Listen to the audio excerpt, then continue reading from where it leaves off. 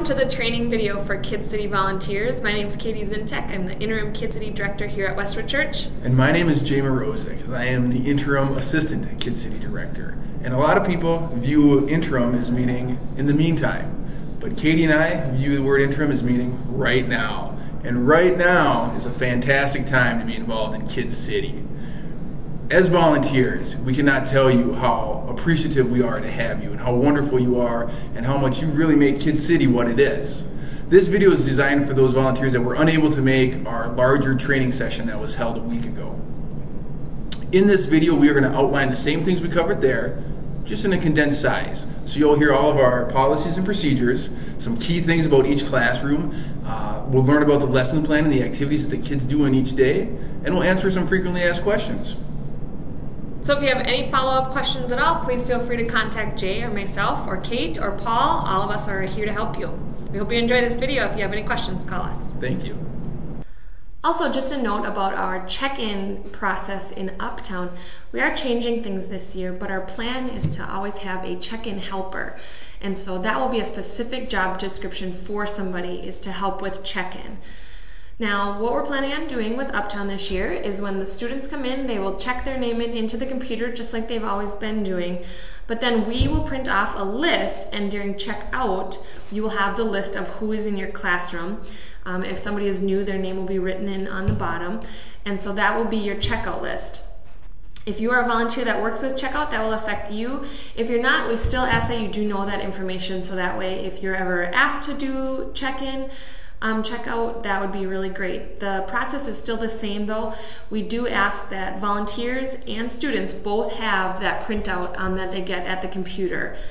The process is that you will check the number that is on the name tag to make sure that it matches both the parent and the student, and then you would let the student go. The parent should have a name tag. I know sometimes it's hard if you know the student and you know the parent to just kind of let things go, but we do ask that all parents print out a name tag and that the students wear the name tag, and that the check-in person does check to make sure that those numbers match. So that's our checkout process. If someone is brand new to Kid City, their name will not be in our database, of course. And so what we want them to do is we want them to check in with our booth, with a staff member or somebody that is behind the booth to check in. And then we're going to have them fill out a blue card. So if someone comes up to you and they cannot find their name in the computer, or they're brand new, we do encourage you to send them over to the check-in booth and have them fill out a connect card. We will be asking them for their names, their addresses, as well as their children's names, and then they'll be entered into the database and they won't have that problem next week. I'd like to take up a quick minute to discuss with you the Uptown curriculum that we have here at Westwood. It's called 252 Basics, and it is a fantastic program. What it does is each month it gives the kids a virtue straight from the Bible that they can learn. This month's virtue was respect. And so with that virtue, the curriculum is separated into three main parts. We have large group work, we have small group work, and we have activities that the children do that really drive home the lesson plan for the day. As a leader, the lesson plan will be emailed to you each Monday before you are due to volunteer. So I encourage you, when you get that email, print it out, look through the lesson plan, get acquainted with it, maybe make notes on there. The lesson plan does a fantastic job of spelling out exactly what should be said to the children. I do not encourage reading directly from the paper. I would say print it out ahead of time, get acquainted with it, and then put the lesson into your own words. The lesson plan that you guys will receive will outline 4 to 5 really neat activities that the children love to do, and it really drives home the Bible lesson and the virtue from the day. The supplies that you need for those activities will be provided for you in the classroom. They will be laid out, and you should have everything that you need.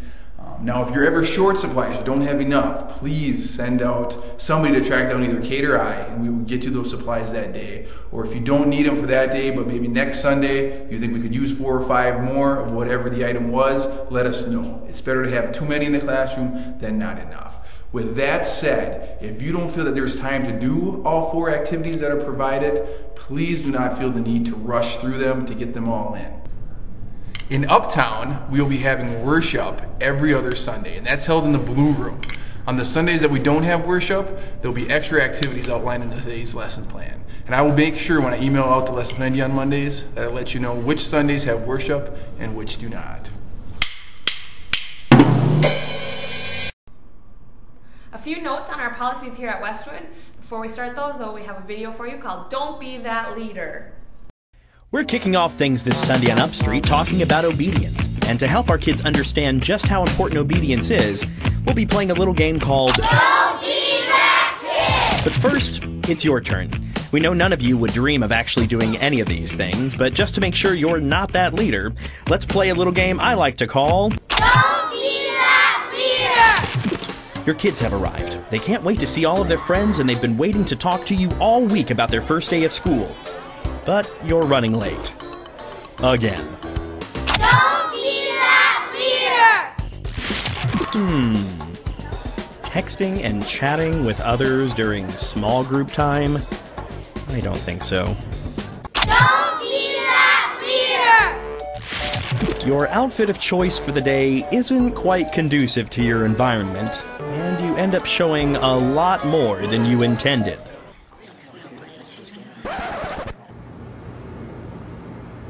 Don't be that leader! We know you're hungry and have to be here early. I mean, that's why we provide breakfast for you. But when you bring it into the room, it can be distracting. You never know what kind of allergies your kids might have. Paging a parent to tell them that their kid had an allergic reaction is not good. Don't be that leader! So there you have it, folks.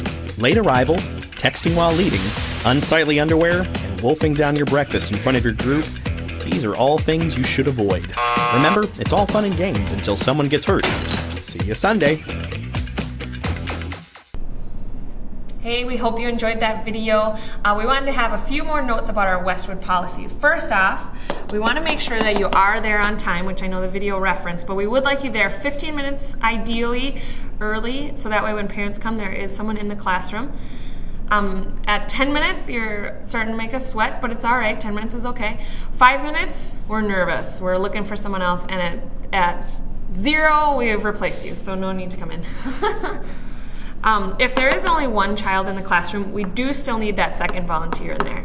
And that's just for the child's safety as well as for the volunteer's safety. If there is only one child, page a staff member, and we'll see if we can't transition that child to another room.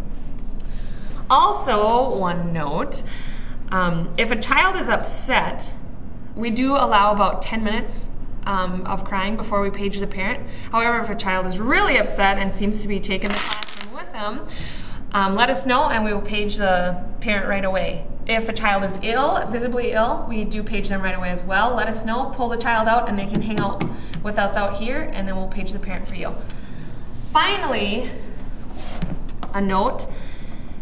The child does not necessarily have to be in the classroom that corresponds to their age. If two friends come together and want to go to the 2-year-old classroom, even though one of them might be 1, we're okay with that. You can have the parent talk to the staff member, so that way we just are aware of who's transitioning classrooms. Hi, my name's Dan. I'm here with my cousin. I was wondering if I could help out today. Sorry, Dan, not today. Oh, shucks. Thank you, though. One final note, we cannot allow unscreened volunteers in the classroom, unfortunately, and so you do need to find a screened volunteer if you're not able to make your shift. Also, if someone comes by and wants to help out, you can encourage them to talk to staff, but it's just not allowed at this point. Finally, junior volunteers do help out in classrooms, grades 7 and 8, but they only help with their parents, and they do not count as the second volunteer, so you will need to find a second adult to be in that classroom. High schoolers do help out from time to time. And now an important note on how to find a sub. Not that you'll ever need one, but just in case you do. We will be handing out a list of the names and numbers of all the people that work in Kid City. And so the best option for you is to switch with somebody on a different Sunday so that you could take their Sunday and that they could take yours. Now we understand that last minute things come up and you may be sick or your kids might be sick and so you won't be able to make it in. We totally understand and we certainly don't want you to come in if you are feeling ill. But if you are able to switch, that would really help us out. If not, or you don't feel comfortable calling them, or you just would like our help, Jay and I are totally comfortable helping asking you to find a sub. If it's last minute, by all means, it still works. Please just let us know so that way we can prepare the next morning. If you would like to get a hold of me or Jay, the best number to reach us at is our number here at the office, which is 320-230-6700, and just to leave us a message or to ask for us and see if we're in. Now, if for some reason we are short on a Sunday, especially in our downtown area, we will be sending out a page to our auditorium. And this is the machine that we use in order to page if a child is crying, and we page the parents. This is what we use. We also use this though in case we're short. We haven't had to use it yet, so we're hoping we never will, but just in case, we want to fill you in a little bit on it. If you ever see the number 49 and we send it out, and you see that up in the auditorium, it means that we are short. And so we would really appreciate your help to come back and to see what you can do to help us out. A lot of times it'll just be filling in one of our downtown classrooms, especially infants, 1s or 2s are generally where we would probably need the most help. And so if you see this number and you are able and you are willing to come help us out, we would really, really appreciate it. Something new to Kid City this year is the volunteer feedback form. At the end of your volunteer day, we ask that you take a moment and fill out a volunteer feedback form. The forms are located near the door, directly adjacent to the sign in and sign out clipboard. Once your classroom is empty, please take a minute and let us know how the day went. Do you have ideas that might improve the classroom next week? Were there not enough supplies for the recommended activities? Was today's lesson plan clearly written and easy to administer? As volunteers, you see firsthand how Kid City runs day in and day out. And so we value your opinions above all else. If you have a concern about something you saw or experienced, please feel free to contact Jay or Katie directly, or Kate Osted or Overseer Paul Johnson. Thank you. So here at Kid City, we hope you learned some valuable things from this video. We wanted to end on one note, and that is pretend that this cup is you, and we will talk a little bit more about that. So come on over and I'll show you. Now imagine that you come on a Sunday and you are filled and you are ready to teach the children all that you know. And so you pour into the lives of the kids all that you can.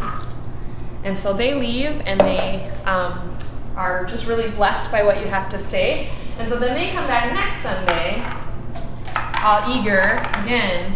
But this Sunday, you just don't have anything to offer them. And so, you kind of give what you can, but there's just not a lot left. So the idea is that you are constantly being filled by God as well. That you are living a life of prayer, that you are filling yourself with God's Word as well. So that every Sunday when you come back, you have more than enough to fill to these kids. Out of the overflow of your own heart, and so that you're just continually being fed, and that the kids can therefore go and feed as well. Our goal really is that you're prepared as well, so that you don't feel burned out, that you don't come and feel just, oh, I really have to work again this Sunday. We want this experience to be a blessing to you as well. And so I hope that you take the time. I hope that you are blessed by this ministry as much as you're blessing everybody else. And thank you again for volunteering. We definitely couldn't do it without you.